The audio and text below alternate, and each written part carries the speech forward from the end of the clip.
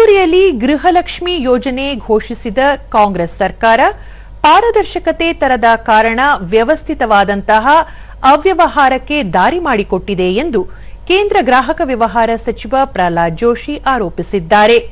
ಗೃಹಲಕ್ಷ್ಮಿ ಯೋಜನೆಯಲ್ಲಿ 1.1 ಲಕ್ಷಕ್ಕೂ ಅಧಿಕ ಅನರ್ಹ ಫಲಾನುಭವಿಗಳು ಪತ್ತೆಯಾಗಿರುವುದು ರಾಜ್ಯ ಕಾಂಗ್ರೆಸ್ ಸರ್ಕಾರದ ಲೋಪವನ್ನು ಎತ್ತಿ ತೋರಿಸುತ್ತಿದೆ.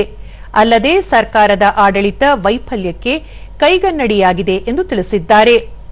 ಸರಿಯಾದ ಮಾರ್ಗಸೂಚಿ, ಸಮರ್ಪಕ ಫಲಾನುಭವಿಗಳ ಗುರುತಿಸುವಿಕೆ ಮತ್ತು ಪಾರದರ್ಶಕ ವ್ಯವಸ್ಥೆ ಇಲ್ಲದೆಯೇ ಯೋಜನೆಯನ್ನು ಜಾರಿಗೆ ತಂದ ಪರಿಣಾಮದಿಂದ ಈ ಸಮಸ್ಯೆಯಾಗಿದೆ. ಕಾಂಗ್ರೆಸ್ ಸರ್ಕಾರದ ದುರಾಡಳಿತದಿಂದ ತೆರಿಗೆದಾರರ ಹಣ ವ್ಯರ್ಥವಾಗುತ್ತಿದೆ ಎಂದು ಹೇಳಿದರು. ರಾಜ್ಯದಲ್ಲಿ ಬರೋಬ್ಬರಿ 55,232 ಮೃತರ ಹೆಸರಿನಲ್ಲಿ ಮತ್ತು 56,860 ತೆರಿಗೆ ಪಾವತಿದಾರರ ಖಾತೆಗೆ ಗೃಹಲಕ್ಷ್ಮಿ ಹಣ ಜಮೆಯಾಗುತ್ತಿರುವುದು ಯೋಜನೆಯಲ್ಲಿ ಪಾರದರ್ಶಕತೆಯ ಕೊರತೆಯನ್ನು ತೋರಿಸುತ್ತದೆ ಎಂದು ತಿಳಿಸಿದರು.